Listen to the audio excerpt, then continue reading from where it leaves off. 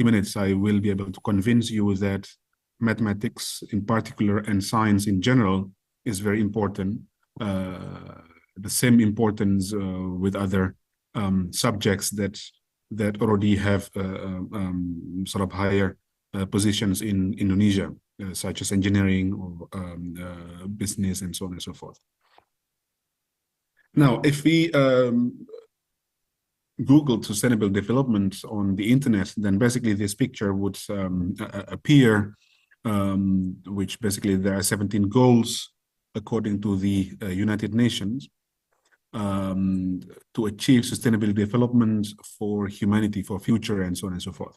And of course, I will not be able to touch each one of them. So what I am going to concentrate on is in particular the application of digital era, where everything will be governed by data and how data is important, how they can support us in achieving all the 17 goals that we have on the picture here. So that's why I'm going to rephrase, or I'm going to specify the title. Maaf, saya akan ganti ke bahasa Indonesia. Jadi saya akan mengkhususkan judul yang sudah saya ambil di atas menjadi Scientific Literacy and Critical Thinking Skills in the Digital Era. Bagaimana pentingnya kemampuan literasi ilmiah. Kalau di bahasa Indonesia literasi itu diterjemahkan menjadi kemampuan baca tulis. Tapi menurut saya nggak bisa dipakai kalau sudah digabung dengan kata scientific. Jadi biasanya kita biarkan saja terjemahnya menjadi literasi ilmiah dan kemampuan berpikir kritis di era digital. Kenapa saya mengambil judul itu? Karena saat ini di Indonesia, dari zaman dahulu sampai akhir-akhir ini masih tetap sama bahwa posisi sains itu berada pada kondisi yang tidak sejajar dengan saudaranya dari jurusan elektro.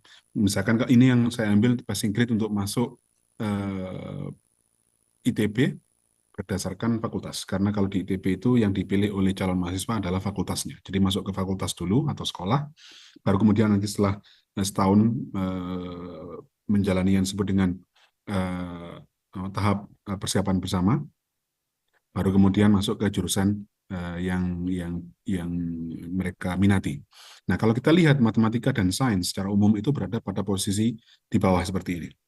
Okay? Ini di Indonesia. Sementara kalau kita bandingkan dengan di luar negeri, di luar Indonesia, terutama di negara-negara Barat, karena biasanya yang kita pakai saat ini kan acuan kita negara Barat. Nah, misalkan ini salah satunya yang saya pakai adalah Inggris. Ini dari data yang diambil tahun 2020, dipresentasikan di BBC.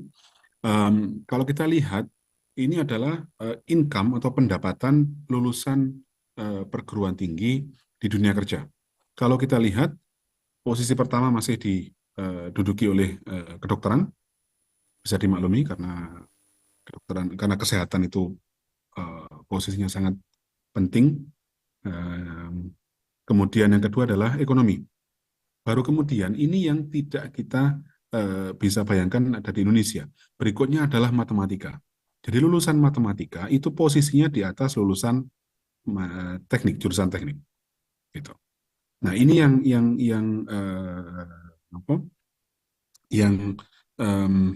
di Indonesia belum sampai seperti ini. Informasinya belum nyampe ke posisi bahwa matematika itu punya posisi yang penting. Nah, pertanyaannya adalah, kok bisa kalau di luar itu posisi matematika sedemikian tinggi berbalik dengan jurusan teknik, misalkan.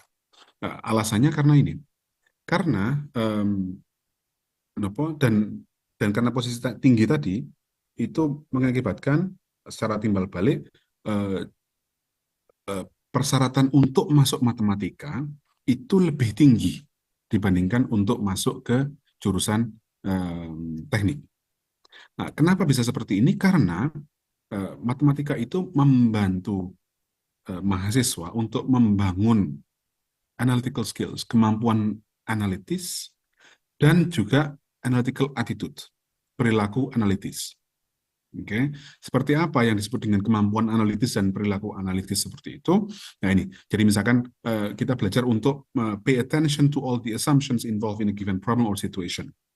Jadi kalau ada masalah, kita itu berhati-hati dalam mengambil asumsinya apa, kenapa bisa seperti itu gitu. Jadi tidak langsung jumping ke conclusion gitu.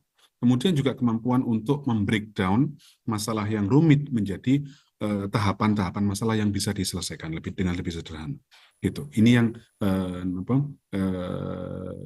disebut dengan kemampuan analitis dan perilaku analitis itu. Juga kemudian kebiasaan untuk berpikir kritis, yaitu mengetes kesimpulan kita maupun kesimpulan orang lain.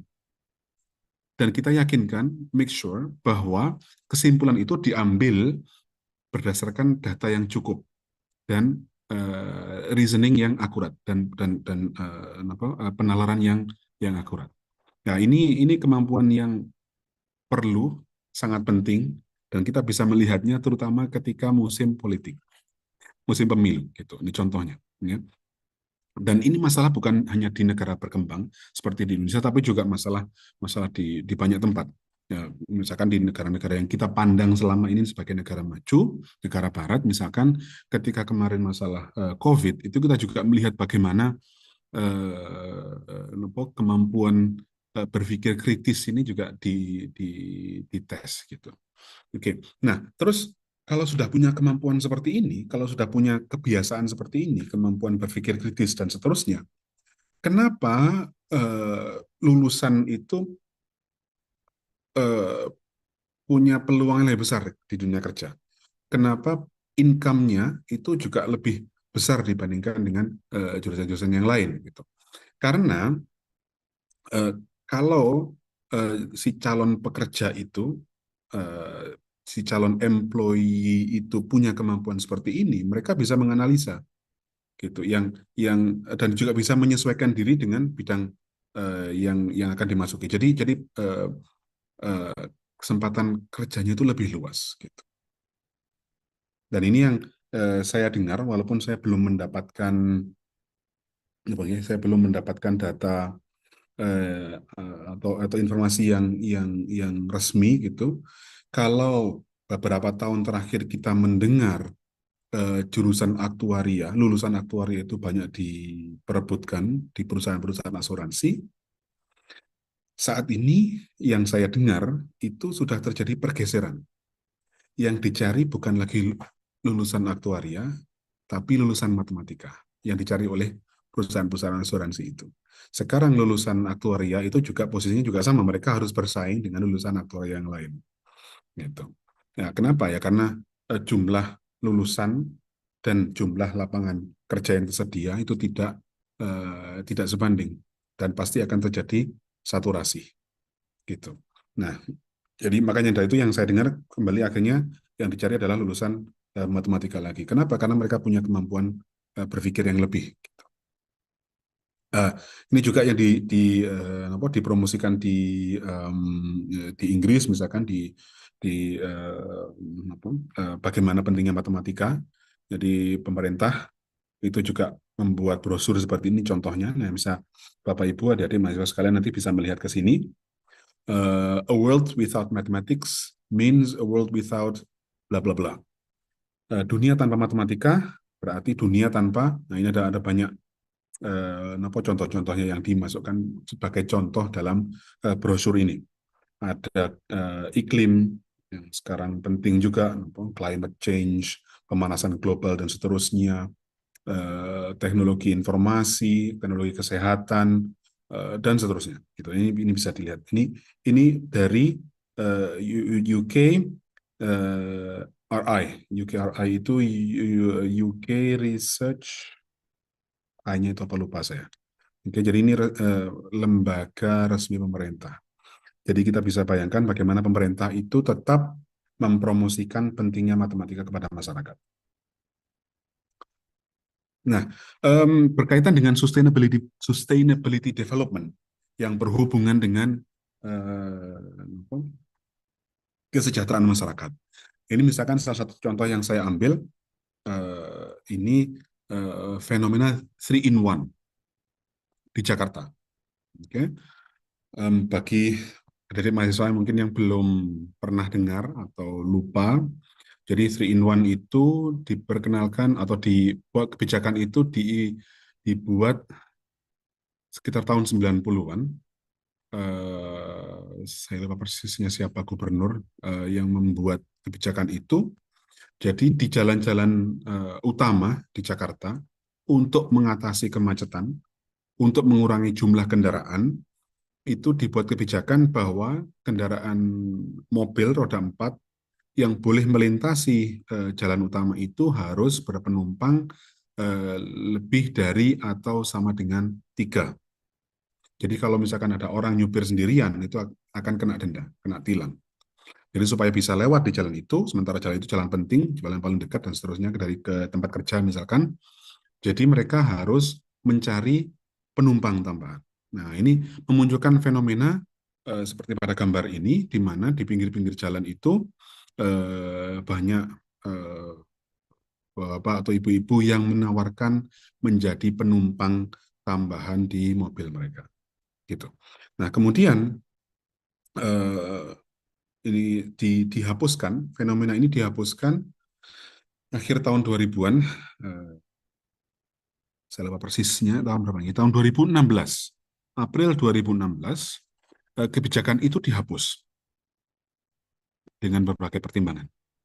Nah, sekarang pertanyaannya adalah bagaimana kita menganalisa efek dari pengadaan atau pengimplementasian kebijakan itu dan efek dari penghapusan kebijakan itu. Bisa dianalisa nggak? Secara ekonomi, secara banyak, banyak faktornya. Nah, misalkan dalam segi ekonomi, ini fenomena di Indonesia, di Jakarta. Tapi yang menganalisa adalah para peneliti 3 ini, mereka berasal dari Harvard University dan MIT. Bisa dibayangkan, ini fenomena yang terjadi di negara kita, tapi yang menganalisa orang dari negara lain. Dan itu bukan bukan sembarang orang, tapi eh, para profesor di kampus yang kita sering dengar sebagai top universities di dunia. Gitu. Dan kesimpulan mereka adalah mereka menyimpulkan bahwa di pagi hari terjadi kenaikan waktu tempuh, jadi pelambatan itu menaik. Jadi delay karena penghapusan itu naik dari 2,1 menjadi 3,1 menit per kilometer di pagi hari. Dan dari 2,8 ke 5,3 menit per kilometer di sore hari. Nah, selain ini, jadi kenaikannya itu sekitar 50% per kilometer di pagi hari dan hampir 2 kali di sore hari. Jadi perubahan kebijakan itu sangat sangat berpengaruh ke terjadinya kemacetan. Ya, kalau macet ya banyak faktor yang terpengaruh gitu kan. Ini contoh sustainability development. Kalau membuat kebijakan kita perlu matematika. Nah, analisanya dari mana? Ini yang menganalisa ini menggunakan, yang menarik adalah mereka tidak datang ke Indonesia, tapi mereka menggunakan data dari Google, jadi dari HP. Tapi misalkan para pemakai itu kan kecepatannya terlacak gitu. Nah, terus juga dari data DLL, AJR dan seterusnya. Nah, itu mereka menggunakan analisa matematika bagi apa? Yang belajar statistik pasti dengar istilah 95% CI, confidence interval, dan seterusnya. Jadi analisa statistika, analisa matematika. Ini contoh aplikasi pentingnya matematika dalam sustainability development. Apakah kebijakan ini sustainable atau enggak? Apakah perlu perbaikan? Kalau mau memperbaiki, datanya gimana? Analisanya gimana? Jadi big data, data science. Dan itu kembali ke matematika. Ini kemudian yang sekarang Di mana-mana orang berbicara tentang artificial intelligence. Artificial intelligence di dalamnya itu ada machine learning. Sekarang machine learning itu masuk ke ekonomi. Ini beberapa artikel review yang menunjukkan bagaimana pentingnya pentingnya artificial intelligence, machine learning di dalam analisa ekonomi. Nah, di mana posisi matematika? Ini kan machine learning. Untuk bisa membaca machine learning, tentu saja perlu analisa. Analisanya matematika. Untuk bisa memakai machine learning, supaya tidak hanya memakai software kemudian apa yang dibaca, apa yang tampil di layar terus itu yang dipercaya, padahal ada istilah garbage in, garbage out. Kalau kita hanya masukkan saja tanpa punya kemampuan analisa, maka sampah yang masuk ya sampah juga yang keluar. Gitu. Nah, supaya tahu apakah yang kita masukkan itu dan yang keluar yang dikeluarkan oleh laptop, oleh software itu sampah atau bukan, ya kita perlu kemampuan matematika. Machine learning itu adalah applied mathematics sebetulnya. Nah, saya hanya punya sekitar 4 menit, jadi akan saya persingkat. Ini salah satu contoh, sekarang posisi saya di Khalifa University, di Abu Dhabi, Uni Emirat Arab. Jadi yang akan saya sampaikan pada beberapa slide ke depan ini tentang apa yang saya amati di Abu Dhabi ini, di UAE, bagaimana pemerintah itu mulai menyadari bahwa matematika itu penting. Gitu. Karena keterbatasan waktu, jadi langsung akan saya skip saja.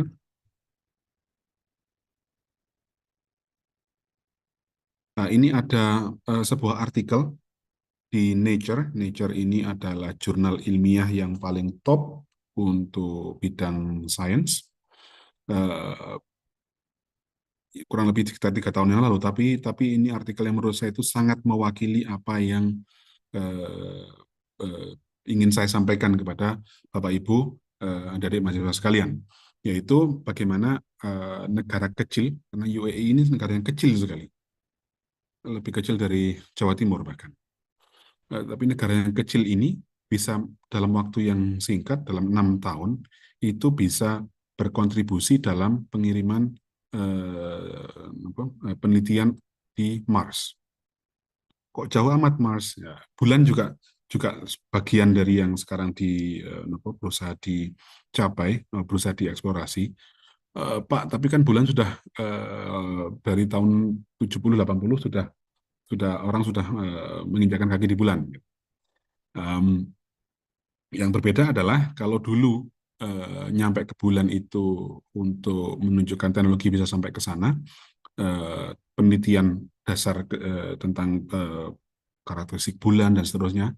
Nah, kalau sekarang eksplorasi bulan sudah mulai ke arah bagaimana memanfaatkan bulan, baik untuk tempat tinggal dan seterusnya, gitu.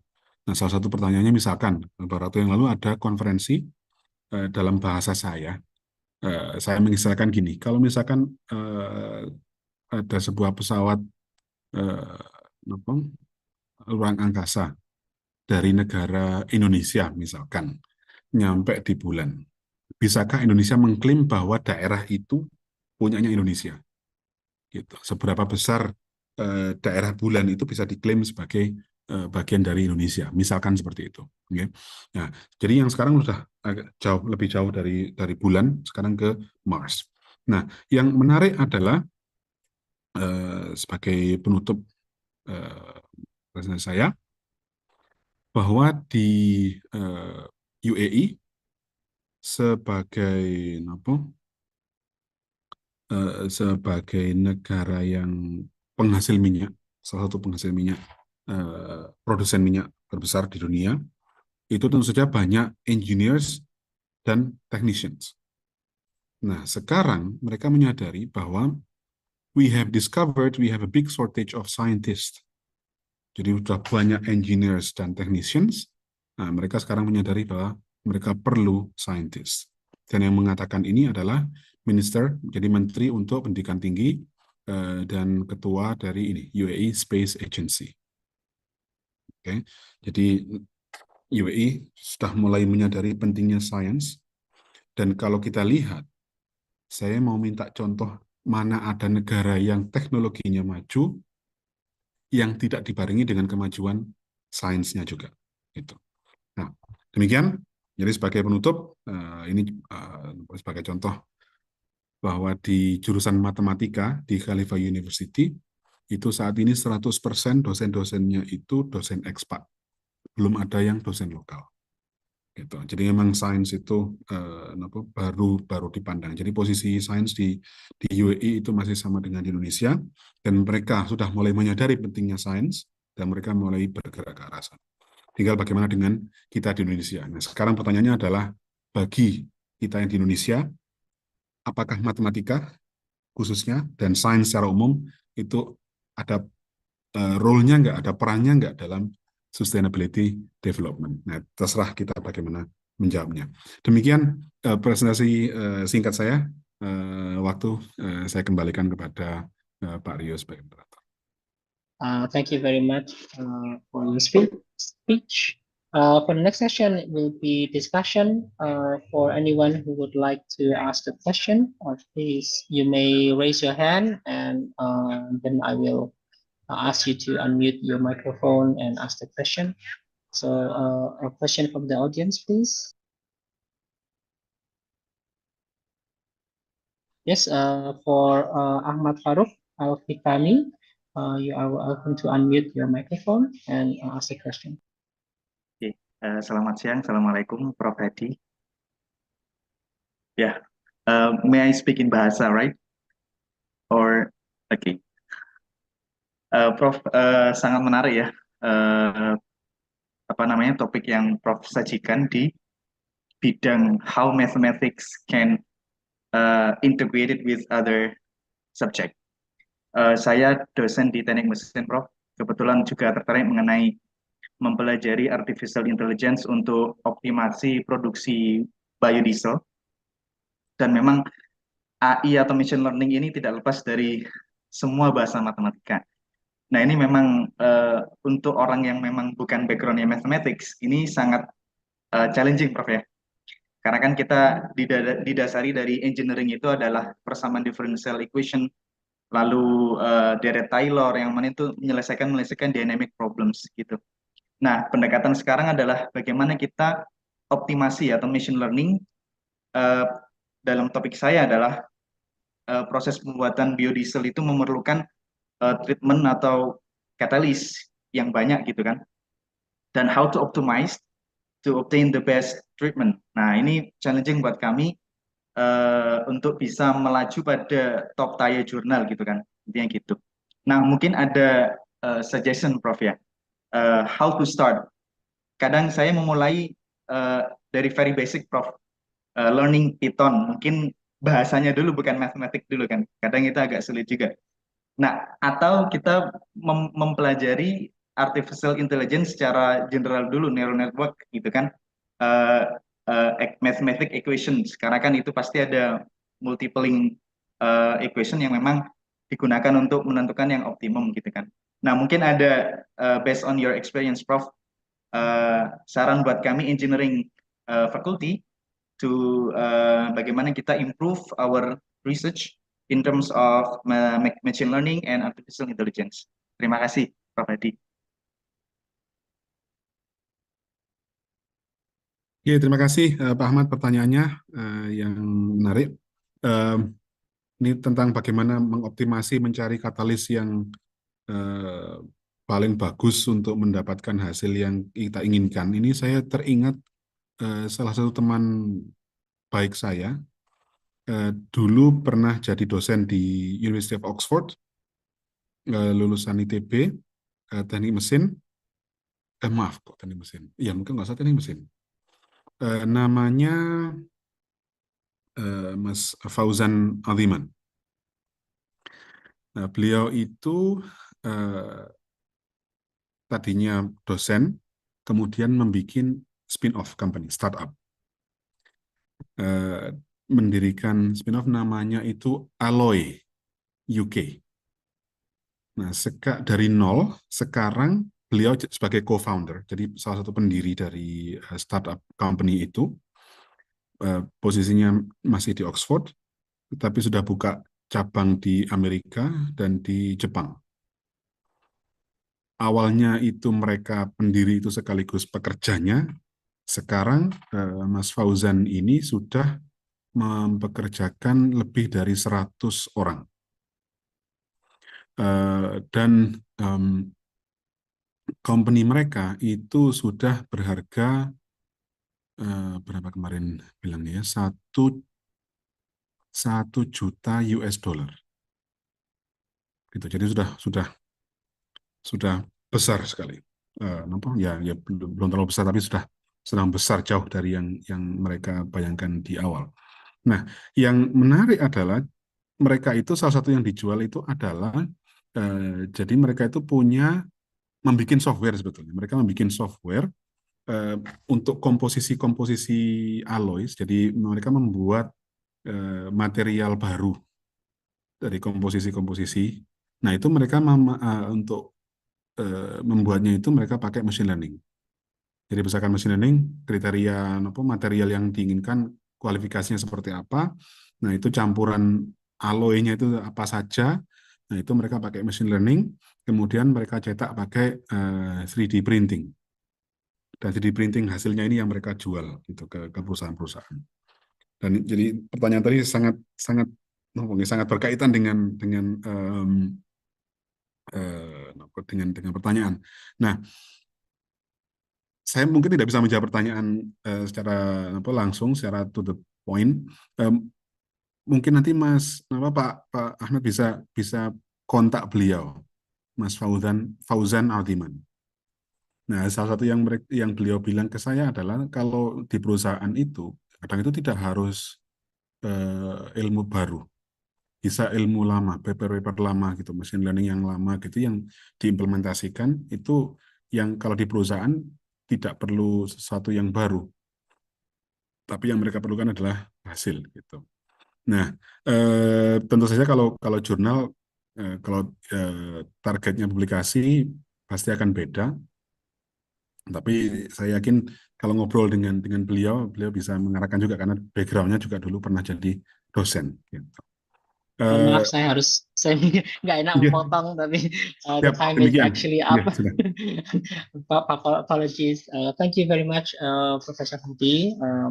For Ahmad Farouk, you can also contact him. I suppose, I suppose you can also contact him, or also just contact his suggestion. So thank you very much, for Hadi, for your wonderful talk. Hopefully we can see you again in the next year or next session. We're going to do this. Thank you very much. For the next session is from Professor Andriana, which is from University of Malaya, University Malaya, sorry, University Malaya, and he is also from Indonesia, so Indonesian born, I believe. And he achieved his Bachelor of Engineering from ITB in Indonesia, followed by a DEA from France, and also a PhD from France. He is currently the director of the International Relations Center in University Malaya, and as well as having many years of postdoc research and lecturers. His talk today is concerning animal husbandry. This is his field. So for Professor Andri, are you with us today? Yes. The time is yours. Yes.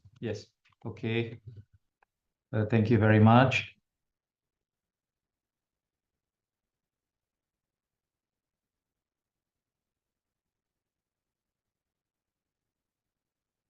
Can you see my slide?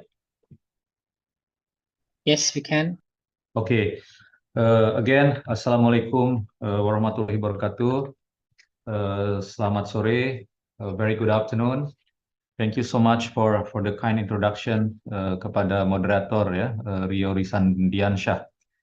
And before I start my talk, allow me first to express my sincere thanks kepada Unisma, to the organizer who has kindly invited me to share some of the research work that we in our teams is currently conducted, and which is dealing with the effect of thermo-oxidative aging on the mechanical responses of elastomeric materials.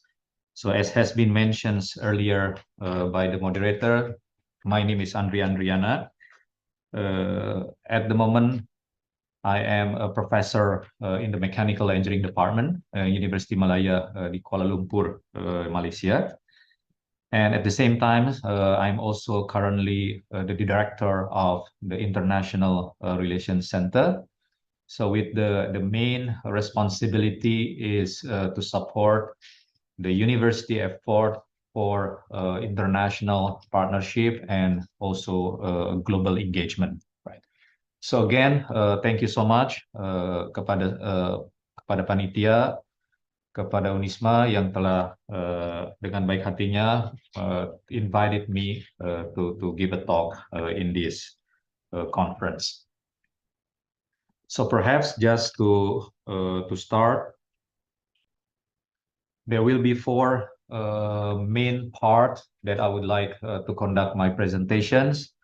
Of course, I would like to start by briefly introducing the background and also the basic motivations of the work that we are currently doing. Before then, moving to share with you how we conduct the methodology in this research. And then I will be happy to share some of the key findings that we obtained so far. Before then, closing, summarizing the findings, and also providing some conclusions to the research work that we have been doing. Just as a disclaimer, so the whole presentations, the whole research work that I will be sharing with all of you is in fact taken from the PhD thesis of my students, one of my students, Muhammad Ibrahim Kitur, who has graduated earlier this year in the mid of 2023, in which his thesis have the title of Inelastic Responses of Thermo-Oxidative Age, Polychloroprene Rubber.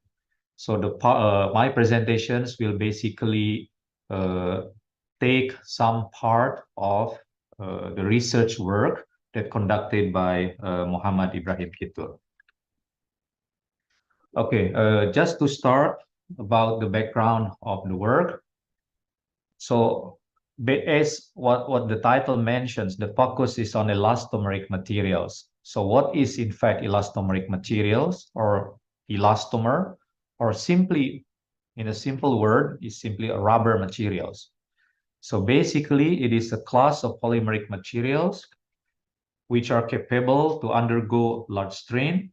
And this strain is essentially elastic, which means that, as you can imagine in rubber materials, you can stretch the rubber twice, 3 times of its initial length. But then when we release it, then rubber will essentially return to its initial length. So this is what is called as essentially elastic deformations. And since elastomer is a class of polymer, it means that not all polymers are elastomer. So only some elastomers are polymer. Sorry, only some of polymers are elastomers. So there are some requirements for a polymer to be considered as an elastomer. And from molecular standpoint, so these are some of the critical requirements for a polymer to be considered as an elastomer or as a rubber. So the first one is that the polymer must not easily crystallize, which means that from the molecular standpoint, then the polymer must be at a completely amorphous state, where the molecular chains are basically in entirely random state, at least before the applications of any mechanical load, or in other words, at the unstressed state. And the second requirement is that the polymeric chain must be highly flexible, and this will enable easy chain bond rotations to respond to the applied force. So how do we get this flexible polymeric change? There is a property which is a thermal property which is called as the glass transition temperature. So different polymer will have different glass transition temperature. So if the polymer exists at the room temperature, having a glass transition which is way below room temperature, then the polymeric chains will be highly flexible and it can be considered as an elastomer. And then the third requirement is that if we observe rubber, when we stretch it, it can snap back to its initial state. Okay, so to be able to have that characteristic, then from the molecular standpoint, polymeric chains must be joined together to form a network structure so that when they deform, they will not have this irreversible slippage. Instead, they will return to its initial shape. And one of the process which can enable that is through a process which is called as vulcanizations or curing of a polymeric network. Because of this characteristic, elastomeric materials are widely used for a number of applications. And even in some applications, we can only use rubber, we can only use elastomers, and we cannot replace it with other materials because of its peculiar properties. So these are some basic examples of what applications that elastomers can be found. So on the left here is as a gasket, seal, and then a belt, rubber bumper in the middle, and then a rubber pad. And of course, a lot of rubber materials are used as a tire. And as you can imagine, there is no other materials, basically, I would say, that can replace rubber as a materials for tire. Yeah. And then if we look at in some applications, rubber are exposed to a very hostile environments. Of course, during the service, if we look at the tire, there are, when the car moves, the tires are consistently subjected to dynamic loading. And then at the same time, heat can be generated. So this heat may modify the microstructure of the rubber itself. And in some components, for instance, if we look at the timing belt in the car, okay, so they are constantly under mechanical load, dynamic loading, and in addition to that, also exposed to harsh environment such as moisture, oil, exposed to oil, which may affect or degrade the materials. They are exposed to oxygen, and at the same time, because of the heat, they are exposed to high temperature. So the combinations of the mechanical loading and this environment may lead to the failure of the rubber components. So this is an example of how this rubber belt failed during the service because of the combinations of the mechanical loading and environmental effect. So now in industry, in order to be able to design rubber components, suitable rubber components, there is a need for us to understand really how, in fact, the properties, the behavior of rubber materials may be affected by the environment, including the temperature and also exigence. So as I mentioned, there is an urgent need to understand the effect of heat and oxidations on the performance of the elastomeric materials. So in industry now, a lot of major companies use numerical tools to predict the durability, to predict the performance of the components. And in order to be able to use properly this predictive tool, of course, we need to make sure that we provide correct information on the behavior, on the properties of the materials. And as the properties of materials are affected by environment, by heat, by oxidations, So we need to make sure that we take into considerations the fact that the properties may change during the service in the design of the component. So before we look at more detail how in fact the heat, the thermal effect, the oxidations may affect the mechanical performance, let me share with you some basic behavior that commonly observed in elastomer, which will be important for us before we understand how the thermal and oxidations may influence the response. So first, if we look at and conduct tensile tests on rubber specimen, and then we plot the stress strain curve. So this is the typical stress strain curve commonly found in elastomeric materials. So here is on the vertical axis is the engineering stress.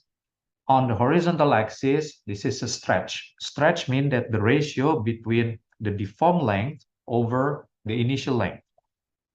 So if the stretch is 3, it means that we pull the sample 3 times of its original length. What we observe here, the stress strain curve is significantly different with what we observe in the common metallic materials. So what we observe is at least we see that there is strong nonlinearity. So nonlinear stress strain response. And then if you notice here, this is the value 6, which means that in this test, we conduct the sample, stretch it all the way until 6 times of its initial shape.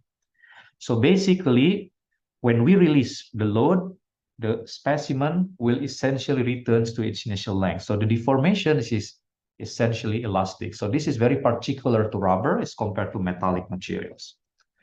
And then if we do compressive loading, so this is how the stress evolve as a function of the volume change. As we compress it, the volume decrease, the stress increase rapidly, which means that rubber materials typically have significantly large compressibility modulus, which means that when rubber materials deform, they deform at essentially constant volume, or simply called as incompressible.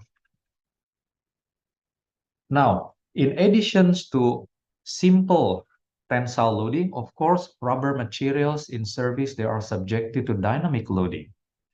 So here to understand how the behavior of rubber materials under cyclic loading, so in the literature, it is conducted the tensile test, cyclic loading, and this is the result again.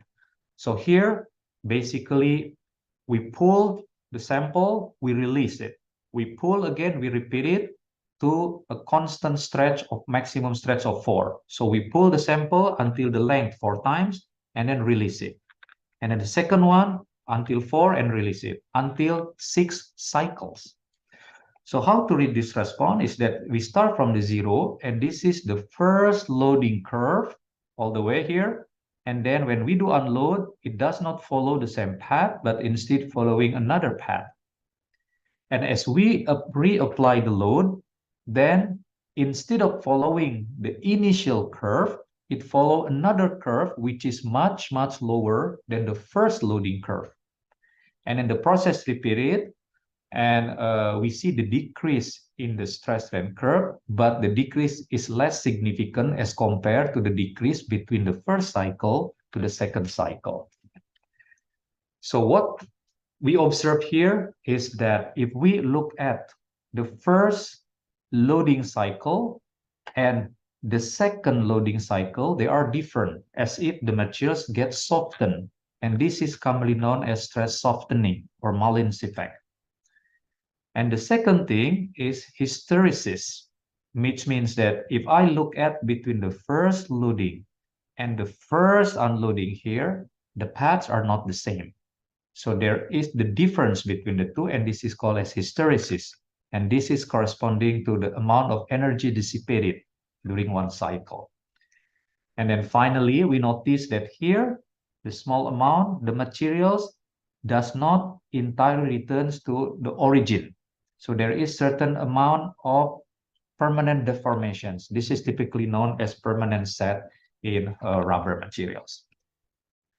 So at the same time here, we can also observe when we do relaxation test, the materials here put at constant stress, at constant strain, and then we observe what happened over time. Then the stress reduces over time, and this is something that we know as time-dependent response and viscoelasticity. So as we notice, rubber really show a complex mechanical response. So we have to take that into consideration in the design, and especially now. Also, we need to take into considerations how, in fact, the exposure to the heat and oxidation may affect the response that we have just now.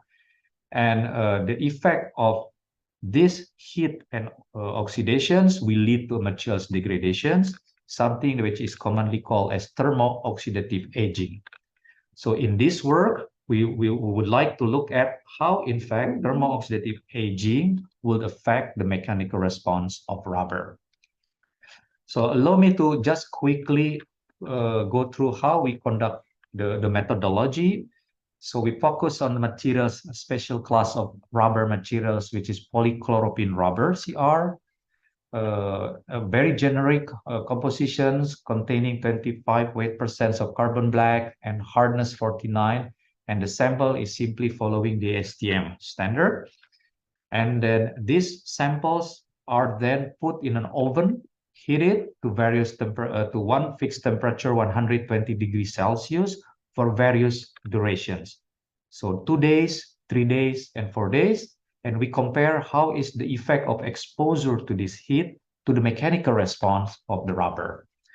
So what are the tests that we did? The first is the swelling test, which means that we want to compare the original sample with the sample which is exposed to thermo-oxidative aging. We immerse it in the solvent, and we want to see how much the swelling in two materials. We also would like to see how the effect of thermo-oxidative aging on the mechanical response. So here are the basic three mechanical tests that we did: monotonic tensile test, cyclic loading test, and multi-stage relaxation test. So in the first one is simply we pull the sample up to fracture. In the second test, we simply pull up to 110%, release it, coming back 110%, and we repeat the process for 5 times. And then in the third one is that in addition to this 5 cycle of loading, we put this multi-stage relaxation. We pull, we wait with time. We pull, we wait with times. We do it during loading, and also the same thing during the upload, the downloading. So these are basically the 3 tests that I would like to share. So what are some key findings from this? Allow me to share with you quickly. So first is we did the analysis of how the network in rubber evolved during the thermo-oxidative aging. And this can be observed thanks to the swelling test that we have just conducted using Flory-Rechner equations. Okay, if I come back to the previous one here from the swelling test. So basically, by solving these equations, we will be able to know how, in fact, the average molecular weight between cross-link evolve with thermo-oxidative aging. And that will dictate, in fact, the number of cross-link density in the rubber materials. So here in this result is how the evolutions of the inverse of the average molecular weight, which means that this is the cross-link density as a function of aging durations. 0 means that the sample is not aged. It's not undergo heat. It's not exposed to oxygen. And then 1 day, we don't have. We only do at 2 days, 3 days, and 4 days. And as we observe here, we notice that as the materials undergo aging, then the number of cross-link density increases significantly. And that would affect the properties and the behavior of the materials. So thermo-oxidative aging increases cross-link density, and these modifications of the network will definitely affect the viscoelastic response of elastomers. Now, this is the result on the monotonic loading.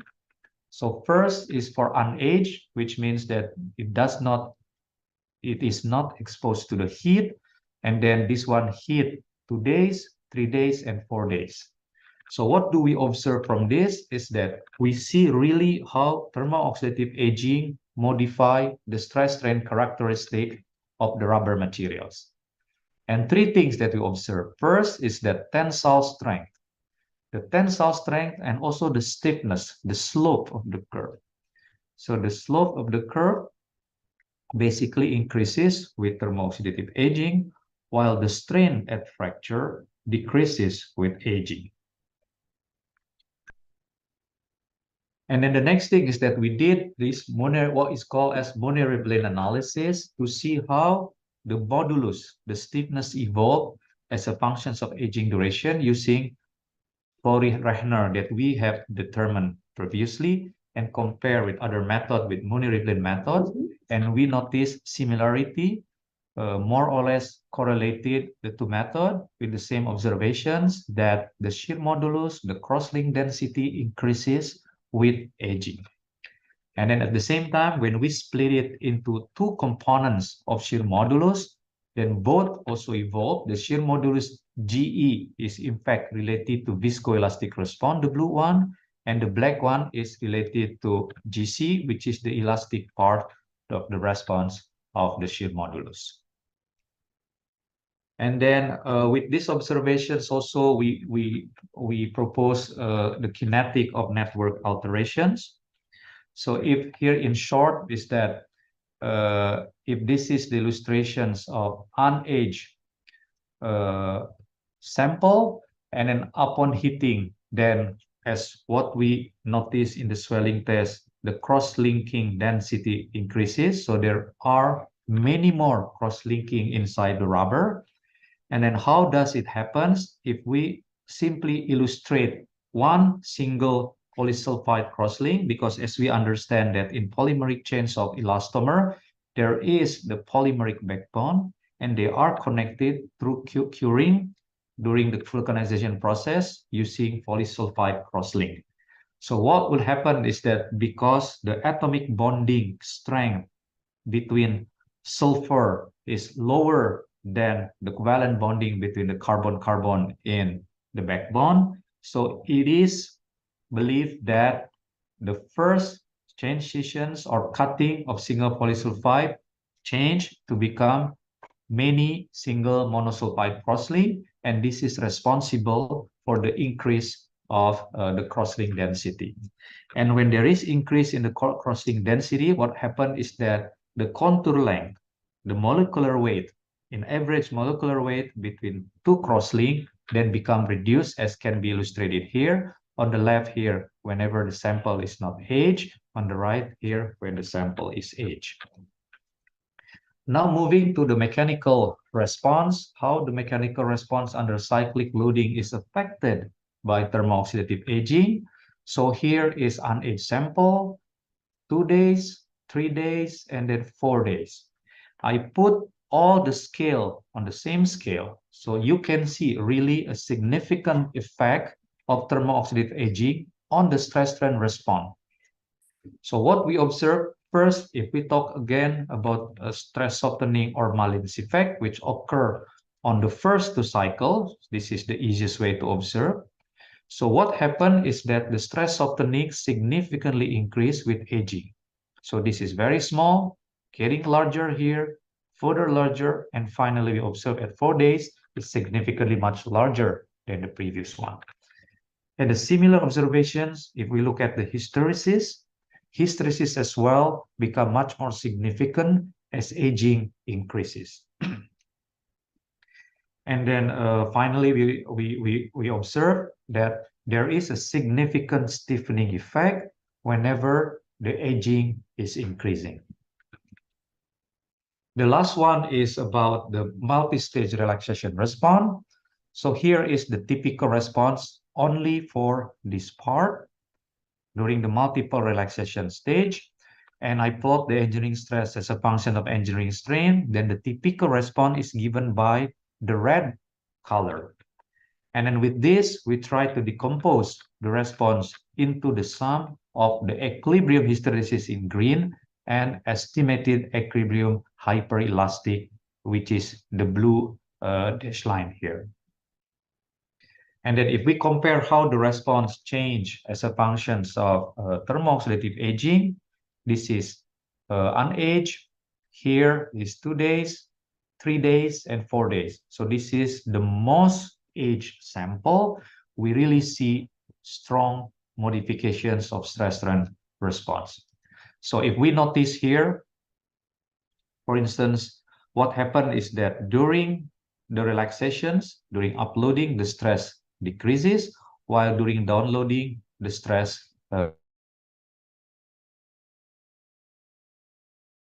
here is that during the relaxation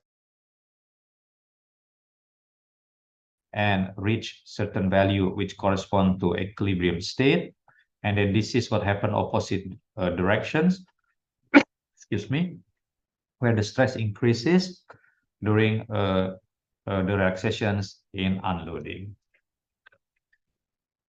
So here, with that, we also try to use a simple mathematical models of Maxwell-Wichert model to really simulate what happened during the relaxations in uploading and also in downloading.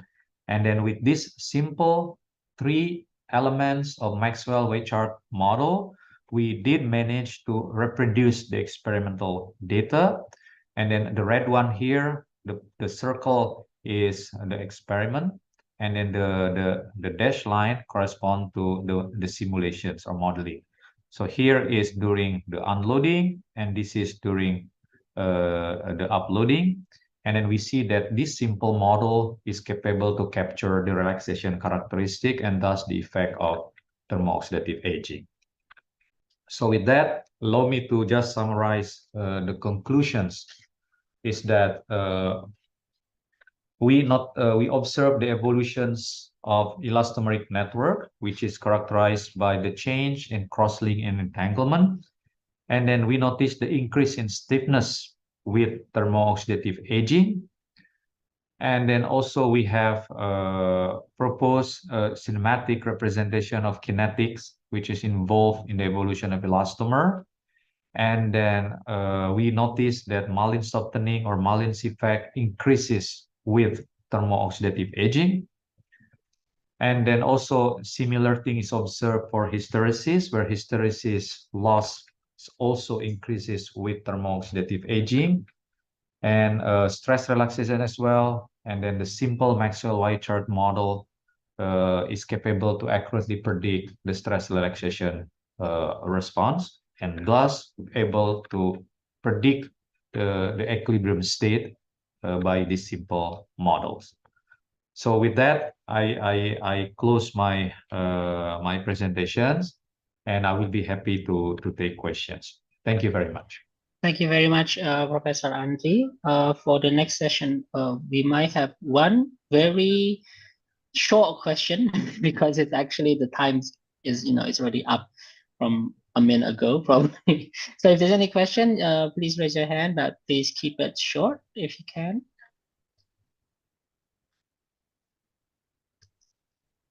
Okay. If not, we could just go to the next session. Thank you very much, Professor Andri. It's very interesting, but unfortunately, it's not my field, so so I had a bit of trouble following it, but it's very good. Thank you very much. Thank you. I hope we see you in the next session, in the next time we do this again. Thank you. Okay, thank you. For the next speaker is Professor Abdul Razak bin Alimon. He is from UPM, or University Putra Malaysia, in the Faculty of Agriculture. Is that right? Yes. He has his bachelor from Australia, or Bachelor of Science from University of New England in Armidale, New South Wales, Australia, and a Diploma of Science in Agriculture for a postgraduate also in Australia, and a Master of Science of Agriculture from the University of New England, Australia again, and finally a PhD from the University of Reading, UK. I'm sorry. For the next session, Professor Abdul, are you here? Yes. So you can. The time is yours. Thank you very much, Mas Rio, for the kind introduction. First and foremost, I would like to thank Unisma for inviting me to present a paper during this conference. Thank you for the panitia for inviting me. Now, the topic that I'm going to talk about today is actually regarding animal production. I'm not quite sure how many of you participants are involved in animal production, but what I'm going to say here is that animal production is an important part of our agriculture industry. And let me get on with the, oh dear, how do I go about it? Sorry, did I get that? No, share my, okay, let me see. I just want to share my screen.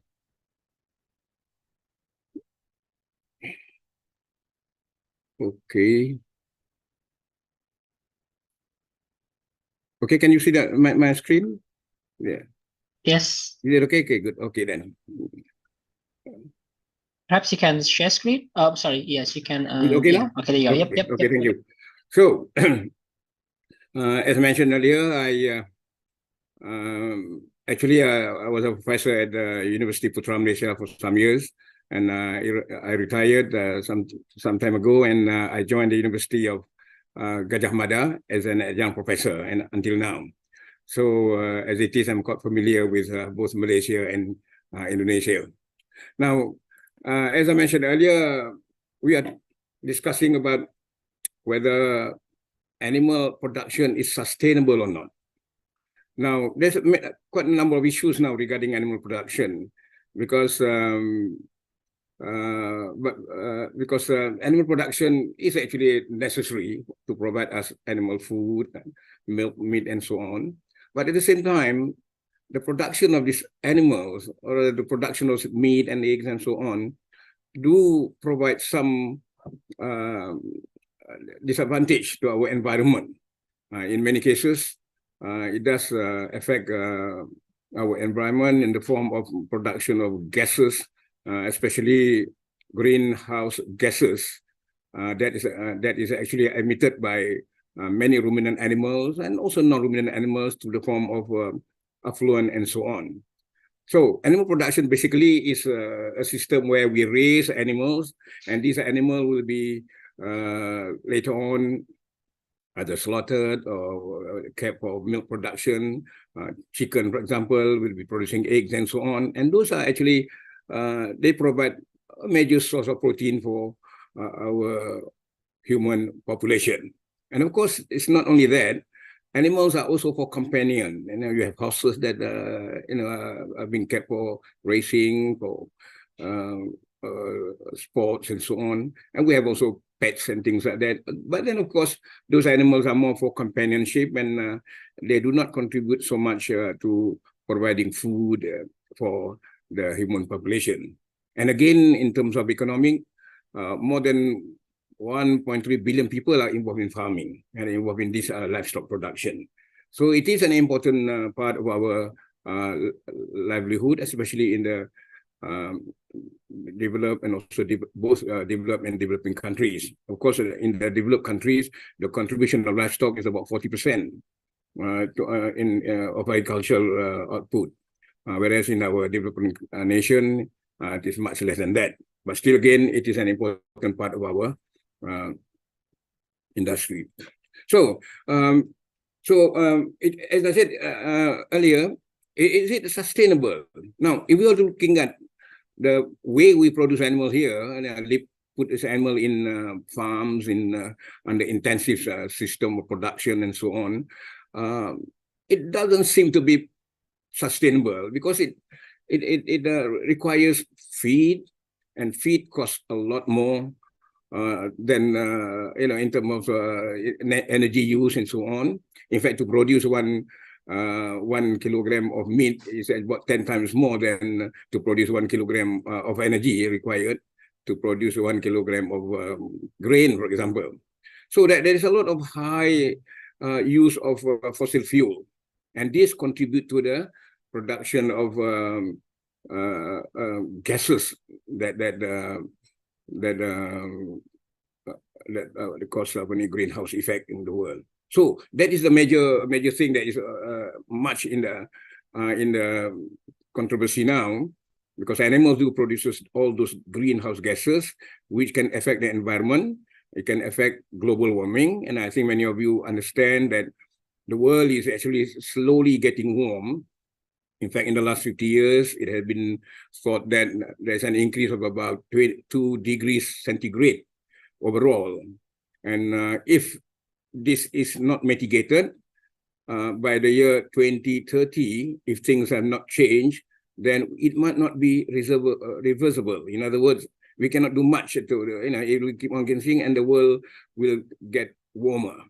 So, other than that, raising livestock, the conversion of energy into meat, into eggs, and so on is not very efficient, because you have to feed the animal, let the animal grow, and then let the animal produce meat. Only then we get the meat.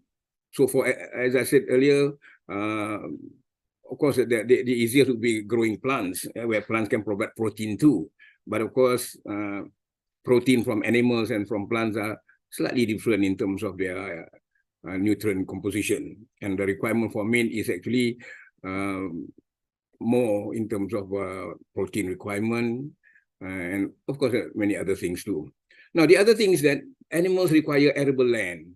To raise animal, you need land, you need water, and at the moment, if global warming is allowed, or rather is not mitigated, then the amount of arable land will be diminishing, and not much new land can be open anymore.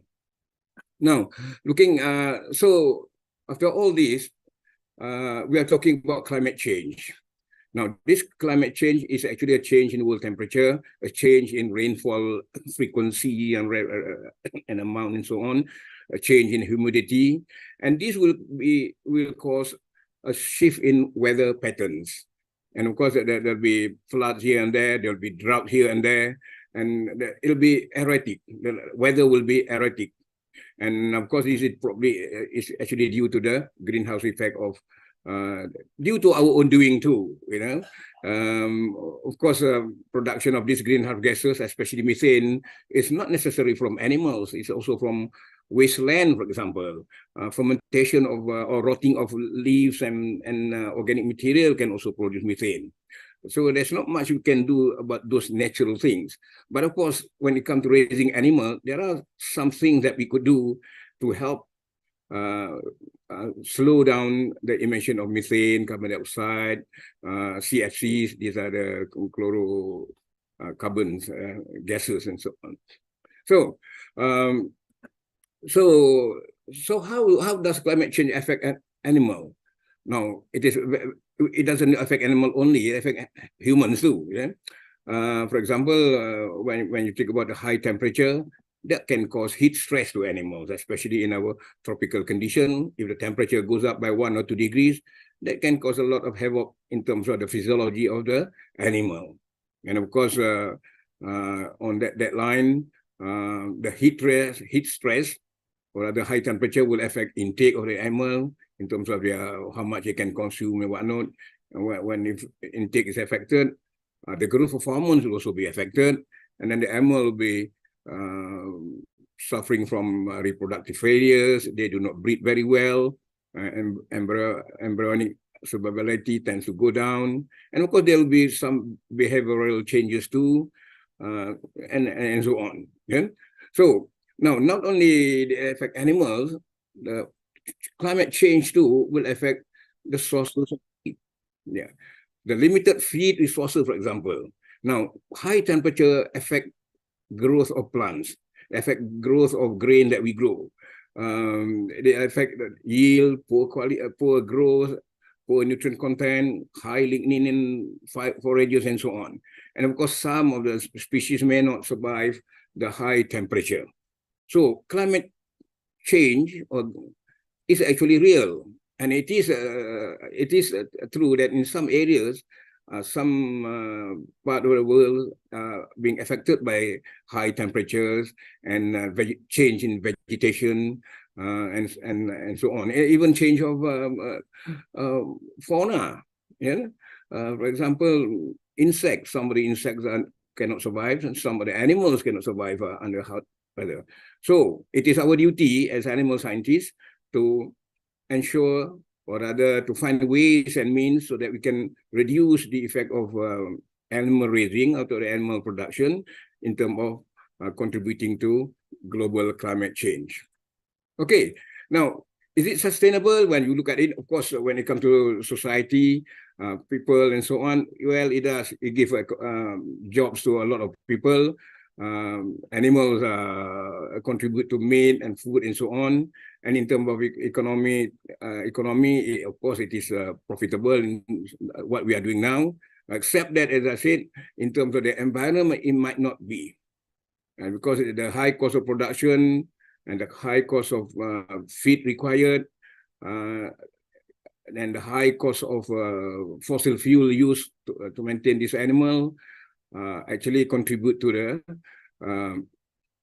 climate, the high temperature.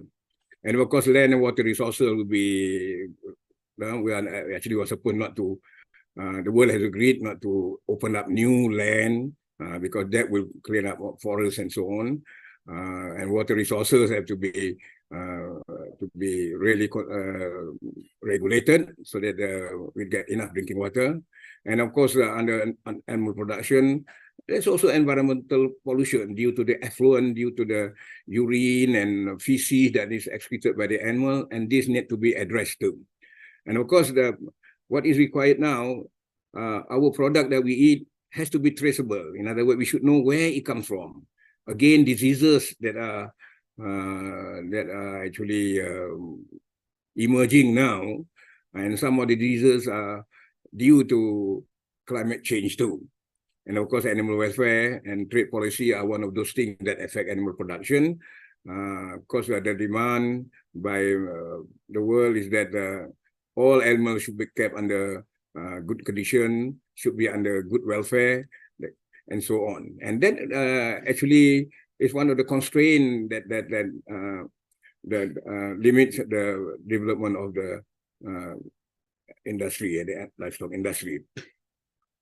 Okay, if you were to look at this is just a diagram to show that animal, of course, the inputs are, for example, like feed, water, and then the environment is important. The environment means the housing that you have to give to the animal to be provided housing, and in the housing, all the facilities for housing, for example, the feeders and the waterers and provision of comfort zone, in other words, provision of the right temperature and the right humidity in the barn or in the housing for animals, and those are actually under animal welfare. Yeah?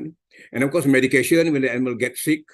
Of course, land is required for the housing and also for pasture, grazing, and food, water, and so on. And of course, all these things actually help the animal to grow in terms of genetic modification, for example, help the animal to grow, to produce. Now, if we were to remember earlier this morning, Professor Rose Abdullah mentioned that there will be an increase in population to about 10 billion by 2050. And of course, there's need of more meat and more animal product for the human population. So in other words, it has been suggested that we require more than 58% of more animals to produce the food that we need for the future generation. Now, with that, we feel that it might not be sufficient just to have more animals, because if you have more animals, there'll be more methane gas being produced. If you have more animals, you have more feed that's required, and that will require more fossil fuel in terms of inputs and so on. And as such, it might not be feasible. So our next step is actually to be efficient. We have to be efficient so that the animal that we produce today is, rather the product that we produce today is actually based on less inputs that we give to the animal. For example, in the past, what you call it, a feed conversion ratio of about 2.5 was good enough. That was in the 80s for poultry, for example. Like in other words, 2.5 kilogram of feed is needed to give 1 kilogram of body weight increase in chicken. But now that is actually too much. Now we get 1.5 or 1.7 kilogram of feed for every kilogram of body weight gain. So there is an improvement in poultry, at least. There is an improvement in feed conversion ratio for poultry. But of course, for ruminant animal, for cattle, sheep, goats, and so on, we can't get that low feed conversion ratio. Now, this is because the conversion of feed from roughages and from all the material the animal eat are converted a lot. They are needed a lot more to convert it into 1 kilogram of meat. So there are things that we could do in terms of feed. In other words, we can develop feed that is of very high quality, feed that provide all the nutrients that's necessary for the animal to grow, so that the animal does not waste much feed. So in other words, we calculate the nutrient that is in the feed and the nutrient as required by the animal, so that the feed that we give will be sufficient for the animal to grow as what is required. Similarly, we can improve the genetic makeup of the animal. For example, we know that there are some animals that are fast growing. We can cross the animal or breed the animal with a fast growing animal with a local animal.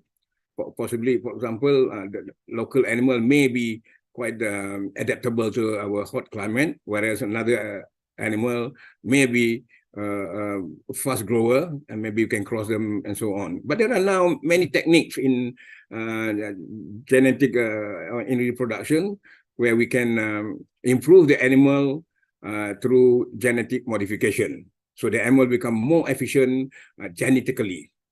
So in terms of disease control, we develop vaccines and so on to ensure that the animal are healthy. When they are infected, they can be treated by vaccines or medications and so on.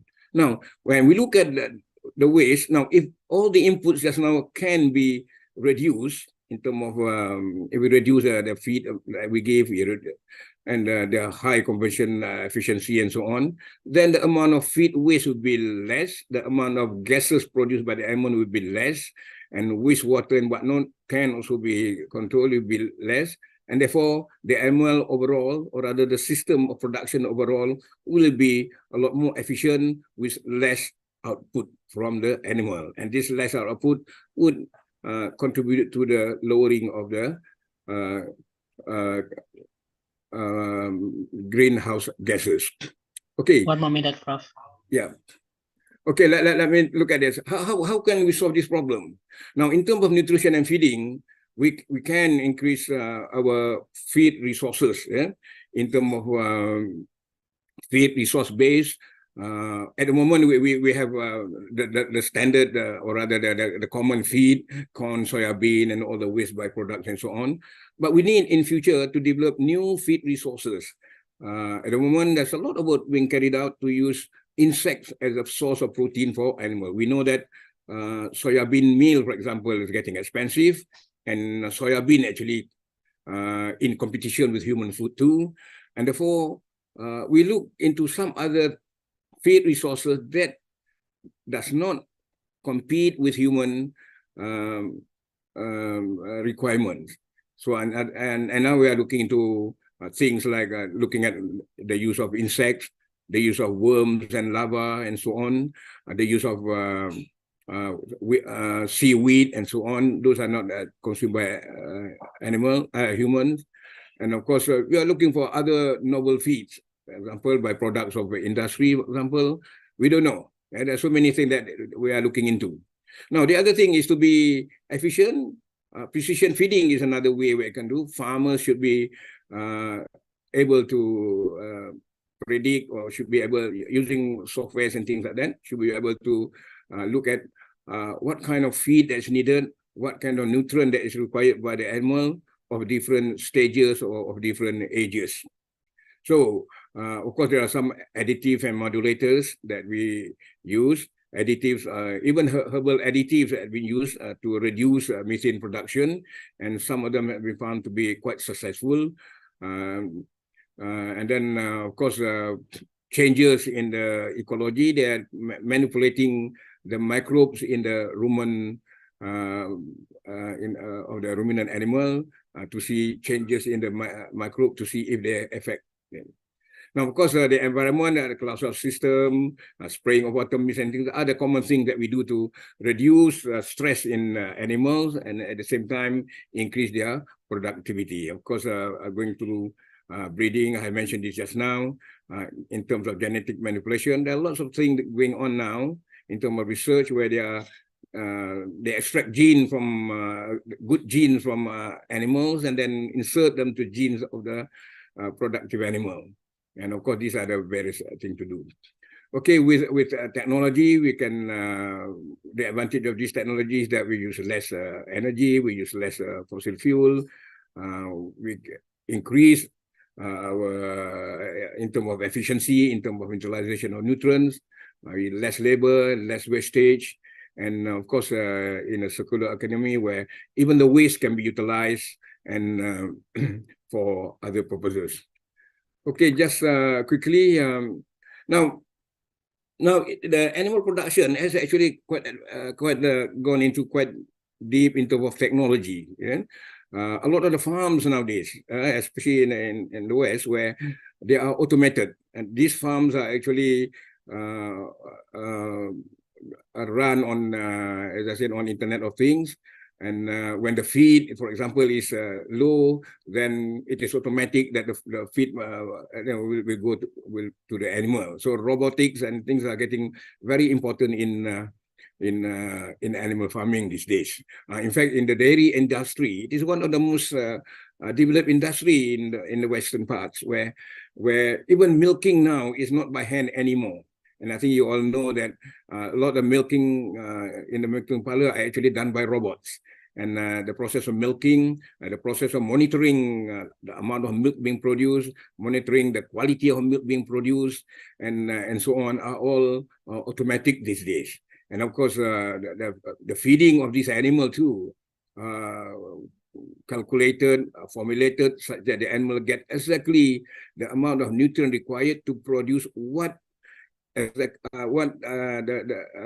amount of milk that is potentially produced by the animal. So in other words, it's just like where everything's calculated, and as I said earlier, it is more of a precise feeding of these animals so that there is very little waste. A lot of nutrients are being utilized by the animals themselves to produce milk and so on. So there's a lot of things that need to be done. Even in terms of animal welfare, the use of cameras and the use of CCTV, for example, to monitor the animal, to see whether the animal are restless or the animal are under stress, or if the animal are under high temperature, for example, that would help the animal to produce a lot more. Remember, when the animal are not under stress, they will be producing a lot more product. And for example, dairy animal, for example, if they are under stress, they will produce sometimes much less than what they are supposed to produce. The time is up. Now, let's look at the aspect of animal. How can we get it into logic? No, for animal production, almost all aspect of animal production, there is some advancement in technology. Now, I would like to look at some, for example, in feeding. I'm a nutritionist. And when you look at precise feeding, for example, we now know exactly how much protein, or rather how much amino acid that is required by that particular animal. Now, for example, a dairy animal that is producing milk, say, for example, 30 kilogram milk, we know exactly how much nutrient they require. And therefore, we should feed that amount of nutrient that is required to produce that much. Therefore, there is a there is what you call it economy in there, and there is because we are calculating that they get exactly, there is little wastage, and of course wastage of feed and nutrient is actually quite widespread in many farms before this. Now, in ration formulation, for example, we calculate our formulation according to not only on the nutrient that is contained in the feed, it is also on the cost of the feed, the current cost, real-time cost of the feed, so that the feed that we produce will be the cheapest feed, but containing the maximum nutrient as required by the animal, and therefore it is economical in that sense. Now, on top of that, of course, we control the environment in terms of temperature control and that. And again, in terms of pasture development, feed development, for example, technology can be used, or rather many technology in pasture development has been used in terms of plowing the land, growing the pasture, seeding, looking at what type of variety that's suitable for that particular soil, and also in terms of monitoring the soil condition, monitoring fertilization rate, and so on. All this can be done by the latest technology available now. Now we are looking into urban production system too. Of course, animal production may not be as yet, but of course the planting of feed for animals can be under urban production system, you know, under system where they are in houses, they are under constant lighting and whatnot, so that they produce a lot more in the quickest amount of time. Okay, let's I get on through. Now, precision livestock production. Now, this is where a lot of technology is involved indeed, you know. And I see in future that the feeding part of this raising of this animal, or rather keeping this animal, can be done automatically. It can be done by robots, and through the use of internet and artificial intelligence. Now, we look at, for example, in poultry feeding, for example, when the feed runs out, automatically there is a signal that goes into the computer, and the computer will relay it to the feed bins, and the feed bin will start rolling the feed into the. So that's a simple one, and that is quite commonly used in many large farms. Of course, it might not be not so much on the smallholder farms, but in many large farms, even in Malaysia and in Indonesia, those automatic feedings and controlled feeding are actually being practiced. Even in ruminant farming system, right? Where animals are graze, for example, there are times when they are grazing. We can monitor the animals where they are grazing and when what they are eating, and then we can calculate how much that they are eating, so that we can see whether they have enough nutrient or not, and of course what kind of supplementation we need to do. So apologies, Prof, the time is up. Can you get the... Sorry? The time is finished. Yeah. Okay, thank you. So there's a lot of things on in the livestock farming now, and the future I can see is that a lot of work, or rather a lot of development in sensor manufacturing, because sensing in terms of wearables in animals and so on, and also there's a lot of development in software development, I think, in the future to support precision livestock feeding, precision farming, to support the automatic feeding and so on.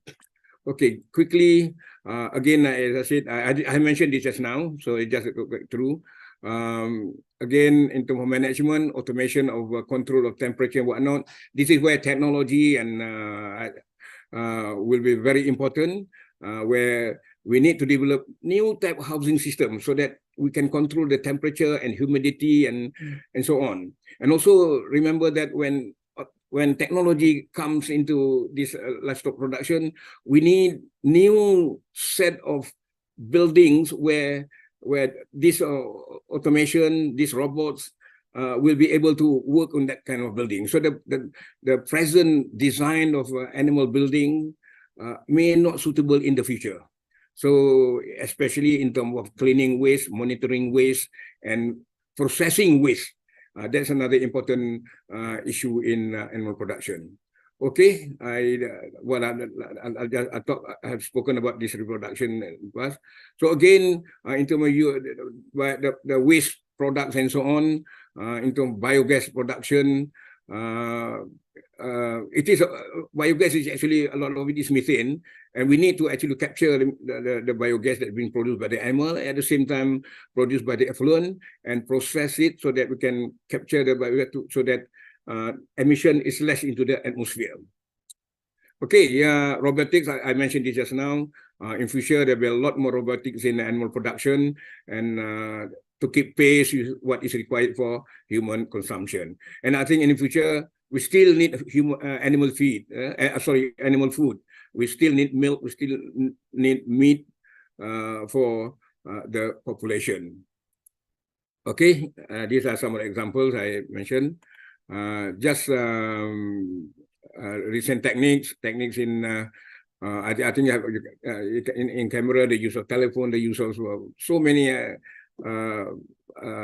equipment, and these, as I said, need to be developed to ensure that the animal will be raised in an economic situation where the amount of feed that we give will be just enough for the animal to produce what we need from them.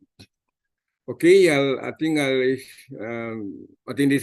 finally in the end, technology will be applied in many animal feeding, breeding, and management. At the same time, technology also will be in terms of feed production. And in the end, we hope that through technology, we can have less carbon footprint. We can increase productivity of animals. So at the same time, we increase income of the farmers, and as I said earlier, then it will be sustainable. You know?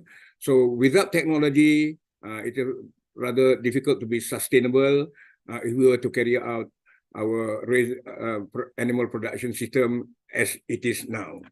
Okay, I think with that, I would like to thank you all. Again, I have mentioned just now, IoT and artificial intelligence will be more prominent in the future, and it will be a lot more important in running a farm than what it is now. And thank you very much for giving me the time. And I'm sorry I have to rush a bit. Thank you, Mas Rio.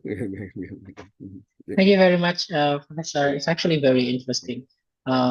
Unfortunately, the time is not sufficient for the whole presentation. Maybe next time we can invite you and you can talk longer on this issue.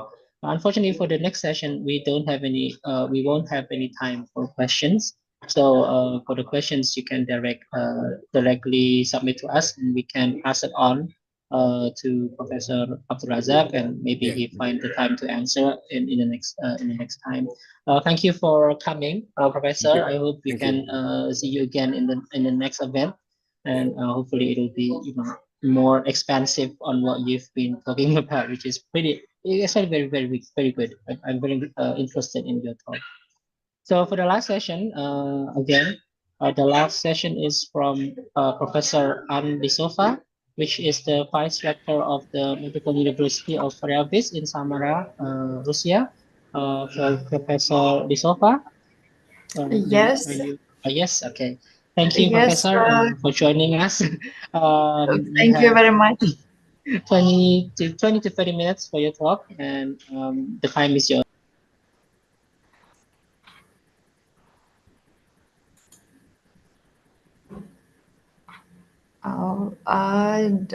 Good day to you, dear colleagues, dear guest. Can you see my presentation or not? Not yet. Not yet. Not yet. 1 minute.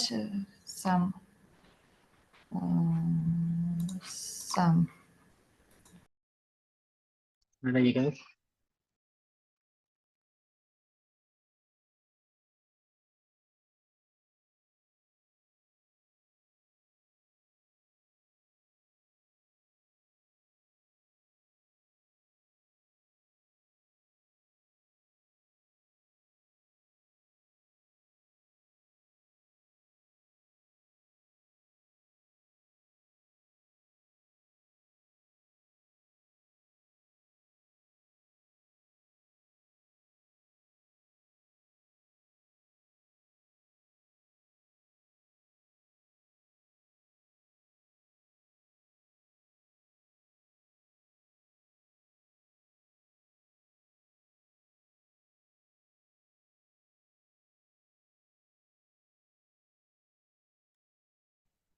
I think your mic is still muted. Your microphone.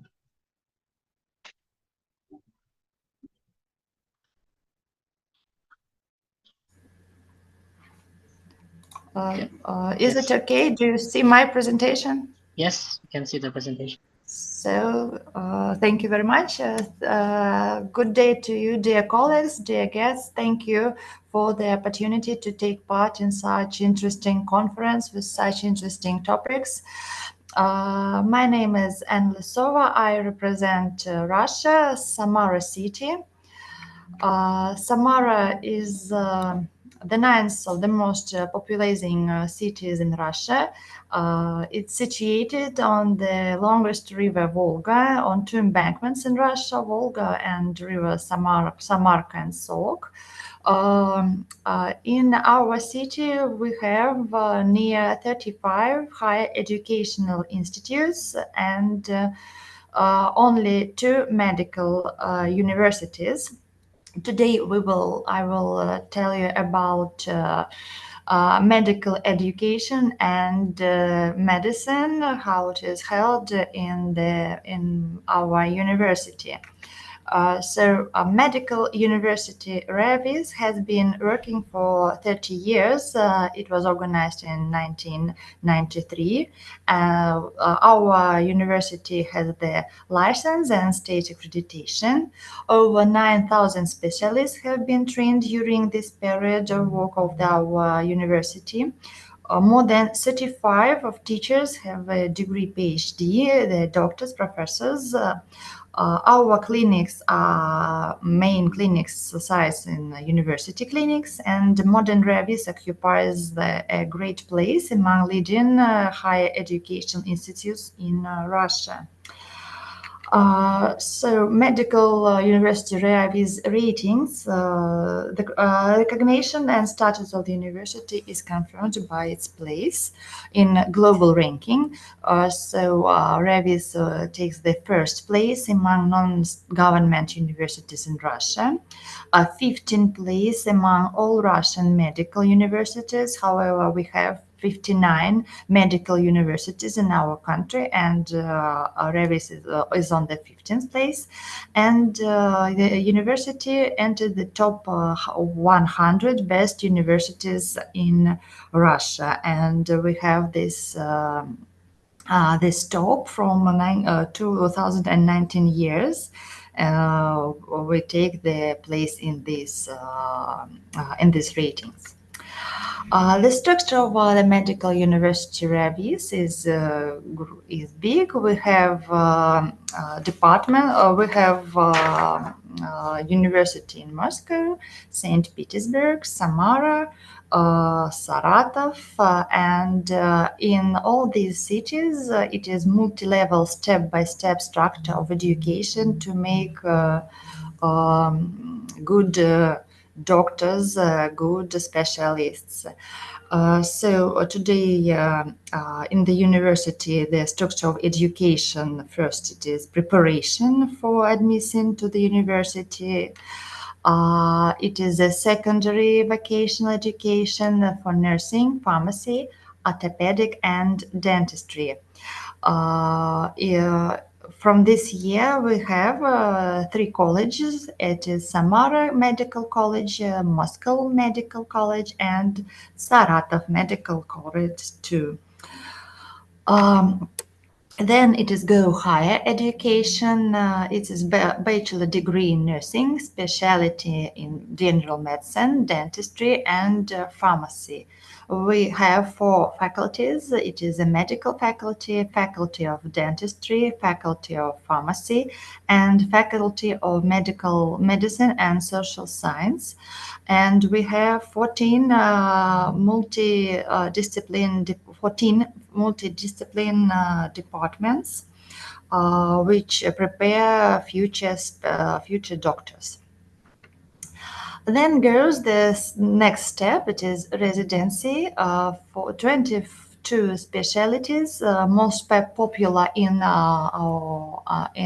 our university: orthopedic dentistry, surgical dentistry, dentistry therapeutic, general dentistry. Of course, surgery is very popular among future doctors, dermatology, obstetrics and gynecology, of course, and therapy.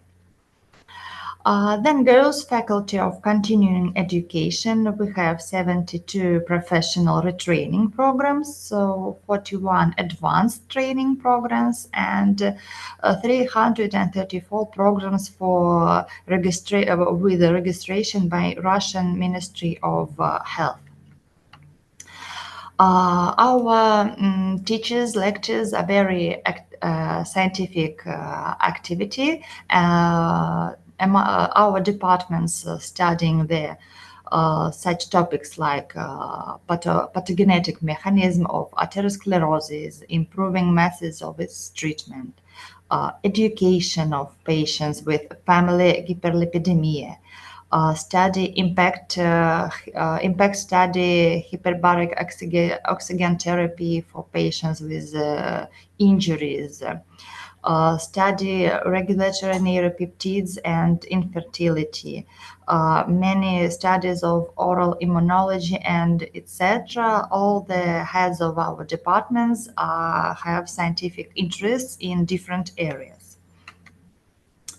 I'm a representative of the Department of Obstetric and Gynecology. I teach students on this department, and I can say that the main directions of scientific activities of the departments are infertility, features of pregnancy and childbirth in women with heart defects, pathophysiological features of placenta creta, providing assistance to women with the complications of pregnancy or childbirth, study mechanism of regulation of the reproductive system, and so on.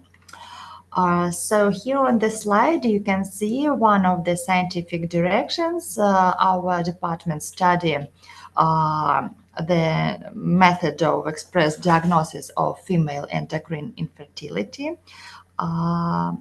We study the hormonal profile of 230 women. We observed them and studied the hormones, and then compared to big groups, and we take attention to them, and the results were high levels of kisspeptin. Kisspeptin is a new neuropeptide that have effects on regulation, and we found that high levels of kisspeptin in the blood of women correlate with their earlier pregnancy. In this connection, it was suggested that this may be due to the different number of ovulatory cycles in women, since it is kisspeptin that regulates novel ovulation progress. And during this study, we make prediction level of kisspeptin in women with who plans to have babies in future. For example, if it's kisspeptin level higher 9 nanogram per milliliter, possibility of getting pregnant for this woman within 6 months. If kisspeptin from 7 to 8 and 9, it's possibility of getting pregnant within 1 year. And if the patient has the level of kisspeptin from 1.8 to 4.4 nanogram per milliliter, it's possibility of getting pregnant within 2 years. And if we found less than 1.7, this patient must go to ovulation stimulation, or IVF will be necessary. So this patient is in bad prediction of pregnancy herself. She needs help from reproductologist. Then another another study of kisspeptin. It was experimental model of infertility. We made this model in rats. And we study effect of kisspeptin receptor blocker on the cycle of rats. We took 60 healthy animals, made two groups, control group and experienced one. And control group, we give water, we put it into the animal's nose. And experienced group, with the regular cycle, estrous cycle, we paid blocker of kisspeptin receptor. And what we get, we got that the control group, it's okay, the estrous cycle was going on, and the experienced group, it was after putting into the nose kisspeptin blocker, we found that they don't have ovulation. We destroyed their estrous cycles, and after that we can say that that the kisspeptin is really takes matter in process of ovulation and process of having babies in the future. All of our studies, scientific activities, we put in our journals. In medical university, we have our own two journals. It is morphological statements. The first one, the second one, it is Bulletin of Medical Institute Reviews. And of course, we have a great newspaper, which is very popular among our teachers, among our students. It is newspaper Totum Verum, where we put the latest news about our university. For example, we of course will write the information about today's conference, and it will be very interesting for our students. Our university have many clinics. It is many specialists.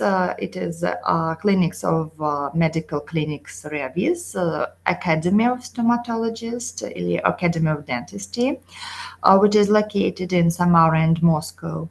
And we have pharmaceutical service with network and its own pharmacies. And this pharmaceutical service can product its own products.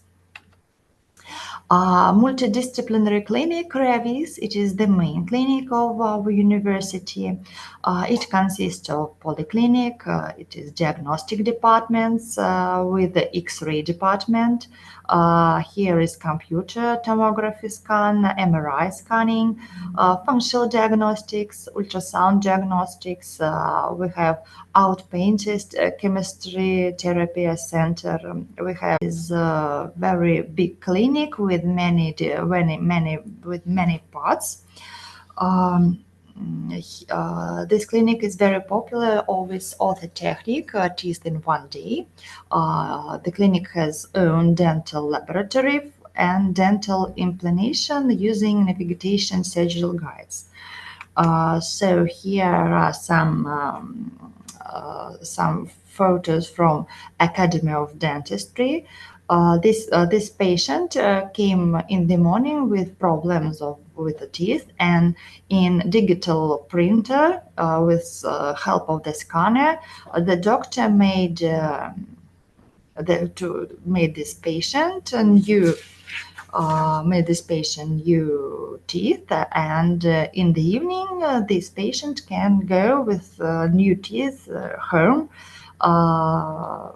with no behaviors.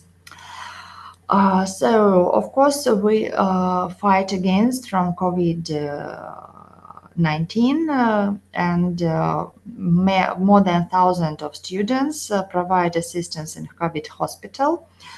Here you see our students. The clinic's computed tomography scan of lungs was performed, and our pharmaceutical production of antiseptic solutions.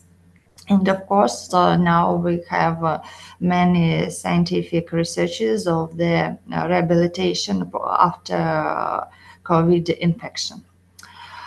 So in conclusion, I want to say that we have Medical University Revis, it is quality education on clinic base, and opportunity to continue education in residency and graduate school. It is modern science, and it is professional retraining and advanced training in wide range of specialties.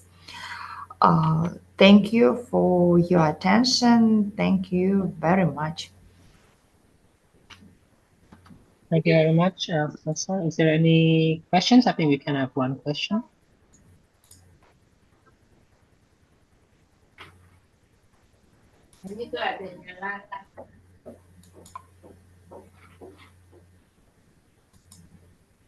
If not, I think this is the last speaker, so I might have to return it to the MCs.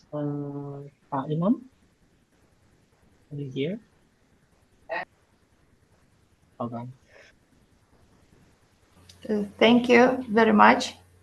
I don't see questions. Yeah, you don't see questions. Okay then. Thank you very much, Professor, for your wonderful talk. I hope it's safe in Russia, hopefully. Thank you. And I hope you and your family all the best and safety. Okay, thank you. Thank you very much. So for the next session, I would have to return it to the MC. From my end, I think this is the end of the second plenary. For the next session is the closing session. Thank you very much for your attention this afternoon. Apologies if there is any mistakes in my part. And I hope that today has been a useful event with many new information which we can learn from. And I would like to thank all the participants as well as the speakers who have attended today for their hard work and their time. So from me, it's like this. Thank you very much. Assalamualaikum warahmatullahi wabarakatuh.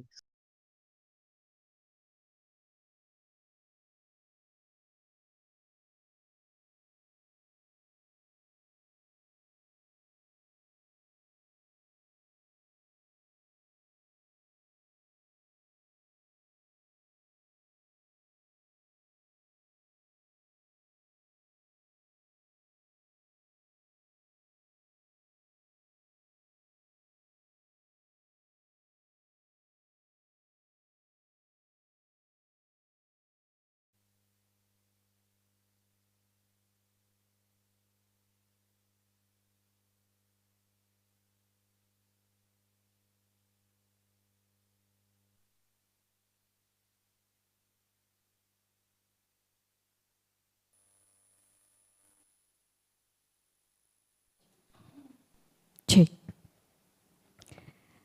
Okay, thank you very much, Pak Rio Ardiansyah, for guiding our second plenary session. And Alhamdulillah, we have finished hearing together all keynote speakers presenting the materials in relation to the theme of ICosTES 2023.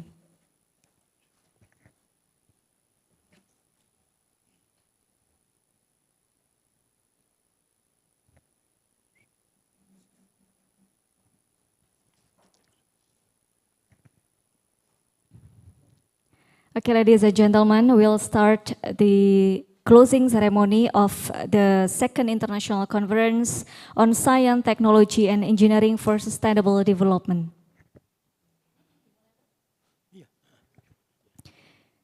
Assalamualaikum warahmatullahi wabarakatuh. Shalom, Om Swastiastu, Namo Buddhaya, Salam Kebajikan, Rahayu. Good afternoon, ladies and gentlemen. Bismillahirrahmanirrahim. Alhamdulillahirabbil alamin. Assalatu wassalamu ala asyrafil anbiya'i wal mursalin wa ala alihi wa ashabihi ajma'in, amma ba'du. Respectable, the chairperson of International Conference on Science, Technology and Engineering for Sustainable Development, ICosTES 2023, Universitas Islam Malang, Profesor Dr. Andes Haji Junaidi Mistar, MPD PhD. Respectable to all the keynote speakers of ICosTES 2023, Honorable the Dean of Faculties in Universitas Islam Malang, and also all the faculty members who are joining online and also offline.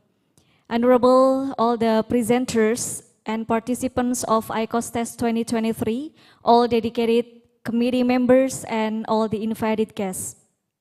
First of all, let's thanks to our God, the most gracious, who has given us blessings so that we can come together in this closing ceremony. Also, may salawat continue to be delivered to our Prophet Muhammad sallallahu alaihi wasallam. Ladies and gentlemen, thank you very much for gathering here with us until the closing ceremony of the second International Conference on Science, Technology and Engineering for Sustainable Development ICosTES 2023 held by Universitas Islam Malang. Well, let's begin our closing ceremony with a prayer based on our beliefs.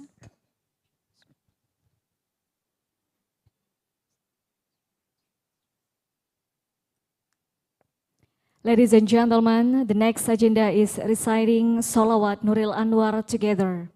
Sallu ala Nabi Muhammad.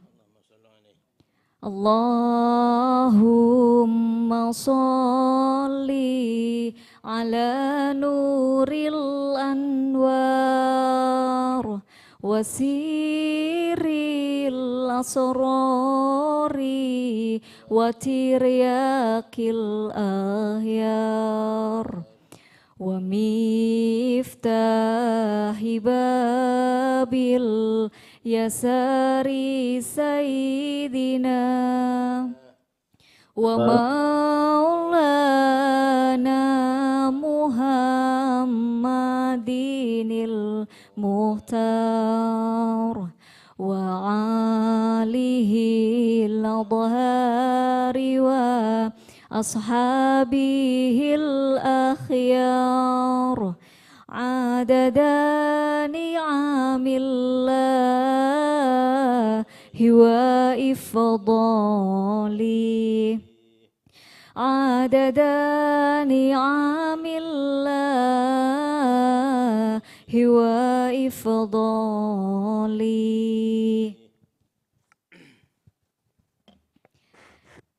Ladies and gentlemen, the following agenda is closing remarks from the chairman of ICosTES 2023. Please welcome Professor Junaidi Mistar, PhD. Okay, thank you. Assalamualaikum warahmatullahi wabarakatuh. Bismillahirrahmanirrahim. Alhamdulillahirabbil alamin. La haula wala quwwata illa billahil aliyyil azim. Allahumma salli ala Sayyidina Muhammad wa ala ali Sayyidina Muhammad amma ba'd. The Honorable Rector of Unisma, Bapak Profesor Dr. Haji Maskuri MSI, the respectable Vice Rectors, Deans, Vice Deans, Heads of Departments at Unisma, the respectable plenary speakers, parallel speakers and participants, the dearest students of Unisma who joined this conference, ladies and gentlemen. First of all, let's bow our head to thank Allah subhanahu wa ta'ala, the Almighty, who has granted us with His blessings and mercy so that we can follow to this international conference until the end of the program. Secondly, salawat and salam should go to our Prophet Muhammad sallallahu alaihi wasallam, who has guided us with ad-dinul Islam. Ladies and gentlemen, this conference is held in order to create a forum for academicians, professionals, and researchers to share their knowledge and expertise and to present their research findings related to their field of study. As the theme of the conference implies, it covers such topics as agriculture and food science, biodiversity and conservation, climate and ecology, energy, health and health and environmental health, engineering, technology-based practices of socioeconomics, law, and education. I'm very happy that there have been 87 papers presented and discussed in today's ICosTES conference, with presenters coming from 6 countries, including Indonesia, Brunei Darussalam, Malaysia, Philippines, United Arab Emirates, and Azerbaijan. Ladies and gentlemen, then on behalf of the committee, I would like to thank the rector of Unisma, who has provided us with everything we need to succeed this academic event. I would also like to express my high appreciations and gratitude to 1. Professor Hadi Susanto, PhD from Khalifah University, United Arab Emirates. 2. Professor Dr. Andriana, Mechanical Engineering, University of Malaya, Malaysia. 3. Professor Dr. Abdul Razak Alimon, University of Putra, Malaysia.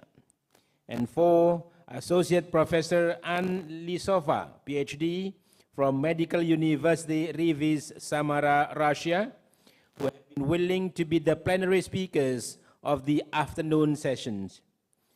Your sharing of knowledge and expertise is very much appreciated.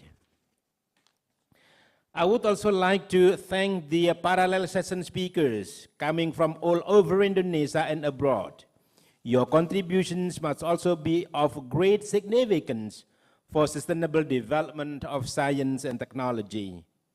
I would also like to thank the moderators, both the moderators who are guiding the plenary sessions and the moderators who are guiding the parallel sessions. Last but not least, I would like to thank the committee who have been trying hard days and nights to prepare everything for the success of the conference. Finally, I do hope that this conference leaves you with a good impressions for developing our professionalisms in our own field of study. I wish you all the best and see you in the next year's ICosTES conference. Thank you very much. Wassalamualaikum warahmatullahi wabarakatuh. Waalaikumsalam warahmatullahi wabarakatuh. Thank you very much for the closing remarks delivered by the chairman of ICosTES 2023, Professor Junaidi, PhD. Well, ladies and gentlemen, thank you very much for your active participations in the ICosTES 2023 held by Universitas Islam Malang. Thank you for all the keynote speakers, presenters, and also participants who have contributed a lot to the success of ICosTES 2023. Thank you for all the Unisma leaders for the support, the chairpersons of ICosTES 2023, Professor Junaidi, and all the dedicated committee members who have prepared and worked very hard for the success of our annual program, ICosTES 2023. We would like also to inform to all the presenters and also participants that the e-certificate will be sent to your email very soon. And if you have questions regarding the conference output, of course, we will open for discussion through WhatsApp group. Again, thank you very much, Bapak Ibu, ladies and gentlemen. And of course, we will look forward to your participations in the upcoming conference in 2024. Ladies and gentlemen, let's close our our closing ceremony by reciting Surat Al-Asr and Suratul Fatihah. Bismillahirrahmanirrahim.